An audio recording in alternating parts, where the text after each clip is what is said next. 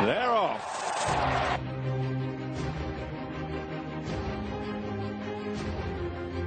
All covered, all round, all fit. Franco won the Champions Stakes and lives up to the title. Driven out up the running, Sire Grugy has seized the opportunity this season and he's going to land the biggest prize of all and lead the Derby field up to the line, and it's ruler of the world who won the Derby. A royal win in the Gold Cup. Esteban has done it. Esteban and Brian Moore has won for Her Majesty the Queen. It's Mono to win the National.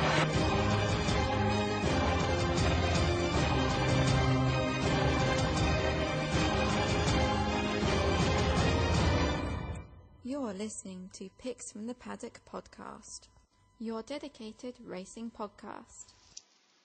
You are indeed listening to the Picks from the Paddock podcast with myself, Rory Paddock, and just for a change, David Weldon. Just the two of us today. We're going to do a Cheltenham Open Meeting Festival special. Obviously running Friday, Saturday and Sunday of the 14th, 15th and 16th of November. What we're going to do, me and Dave, we're going to give 3 tips each, one for each day. Going to start off with Friday, Dave. Where's your money going on Friday? Right, so on Friday, my selection's coming in the 150 Paddock Power Handicap Chase. It's Class 2. Obviously, the dark horse in the race, thanks for that, has been running well recently and is down to a weight now which it could win off. But my money's going on Annie Turge. Won the race last year. It's in off the same weight again this year. Had a nice pipe opener about 3 weeks ago. And should be fit for the race. It's obviously been a target for a while. And should go well at a hopefully a nice each way price. Robin's Command's been in good form. Hollow Blue Sky as well, both at the bottom of the weights. Will be there with every chance as well, but my money's on Annie Turge. Now I know the trainer is Nigel Hawke, I think. He's not one of your big name trainers. Do you know much about him? I don't, but it's just really what's attracted me to the horse is the fact that it's off the same weight. It's, I think, 1 pound higher than it was this time last year, running the same race. Obviously goes well in big fields, and he seems the type of trainer who could target a horse at a specific race and bring it up there. Like, he's only ever had one horse win, but he's had horses in some nice races as well. Like, honestly, it's not a horse. It's not a trainer I know much about, but again, attracting me is just the fact that he won the race last year.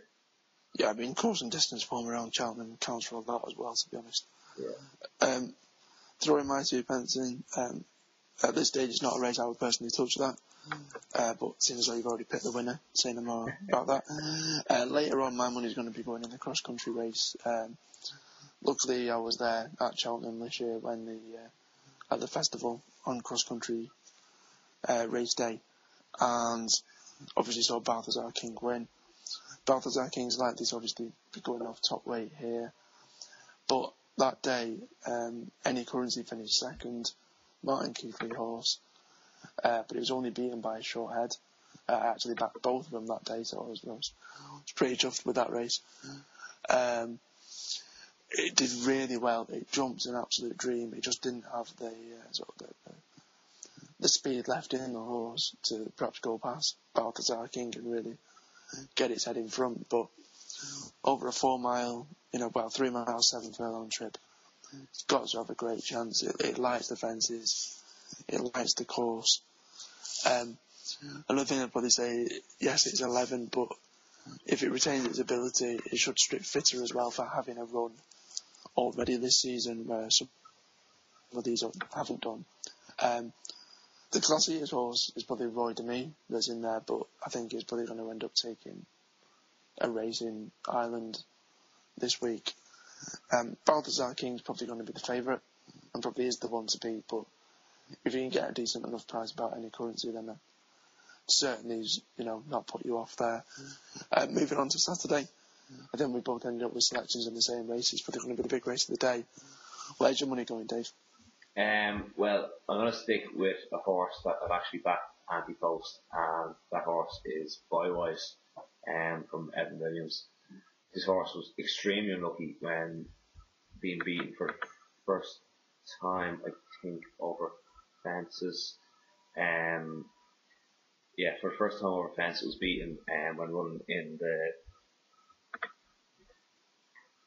the novice handicap chase at Cheltenham last year.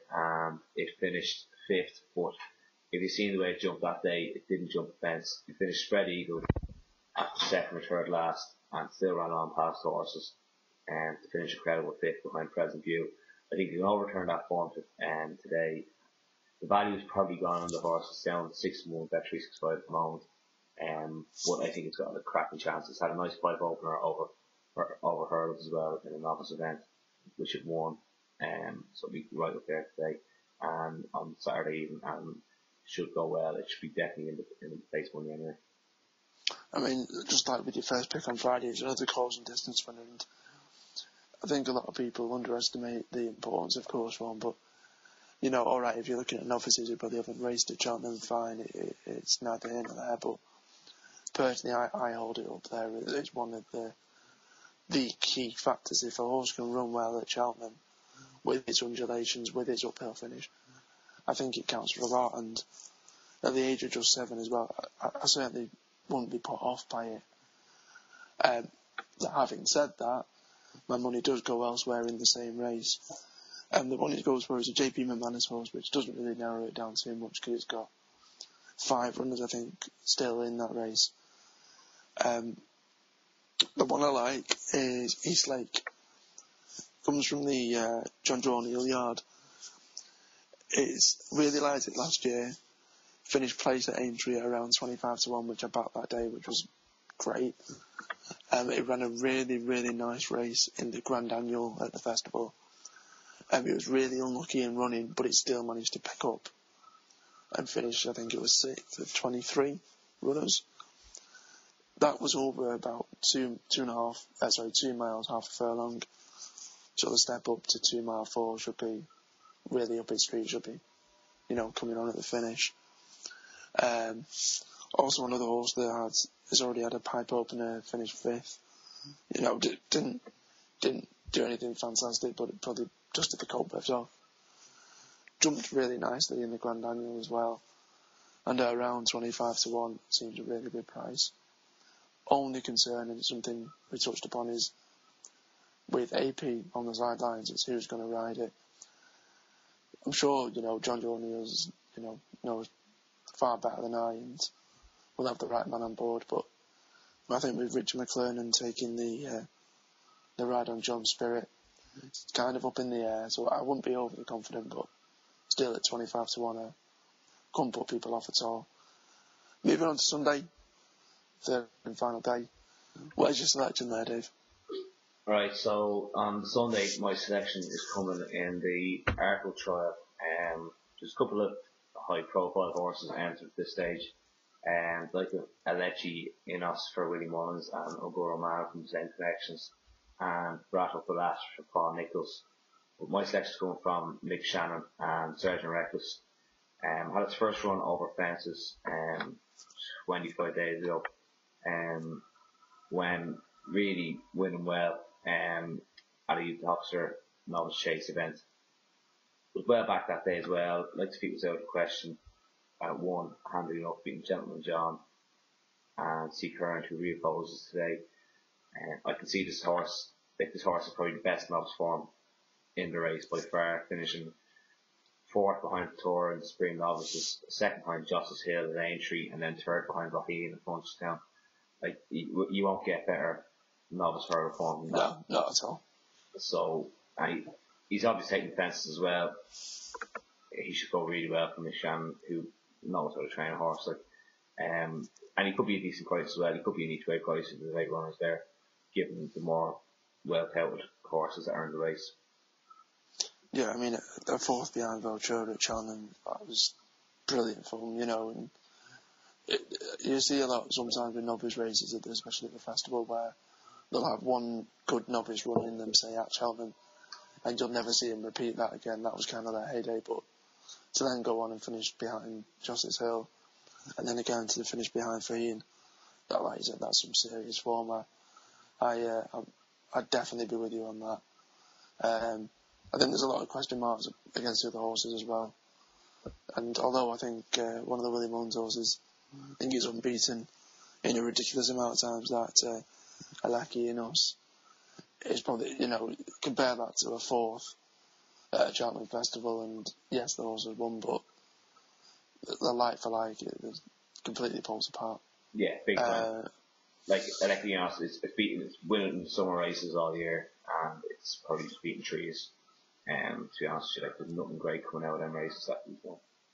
No, I mean, if you could get, for argument's sake, 5-1 about Sargent, because trees jump on it for place money, Big time.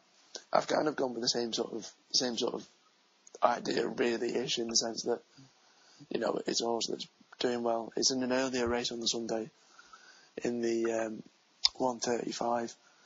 Alan King horse, miles to Memphis. Unbeaten horse, which doesn't necessarily mean much, because again, as a novice, it's probably not beaten much. Alan King Yard's going reasonably well at the minute. It's won on soft ground, which I think is pretty much safe to say it's going to be this weekend. I think some of these have question marks on that sort of surface, so that's kind of one tick in the box. It's a very open race, and I'll be honest, I was clutching at straws to try and find something on the Sunday that I was really confident. I'd actually probably be more confident backing your horse, if truth be told. But I think it's another one whereby if you're able to get 5-1 or bigger, and I think it is about 5-1 at the minute, I think you couldn't do too wrong in that race by getting a horse around that price, and perhaps not playing big, but going for each way money to get your money back, perhaps. I mean, those were our 3 selections. If you've got any for the next 3 days, obviously jump on Twitter, give us a tweet at @PicksPaddock using the hashtag tell us your tips. We'll give them a retweet, we'll give them a mention. Thanks for listening, and hopefully listen to us soon. Want to own a racehorse? Pay as little as £10 a month and join Picks from the Paddock Racing Club. Get involved and own a winner. Visit picksfromthepaddock.co.uk. All you need for racing.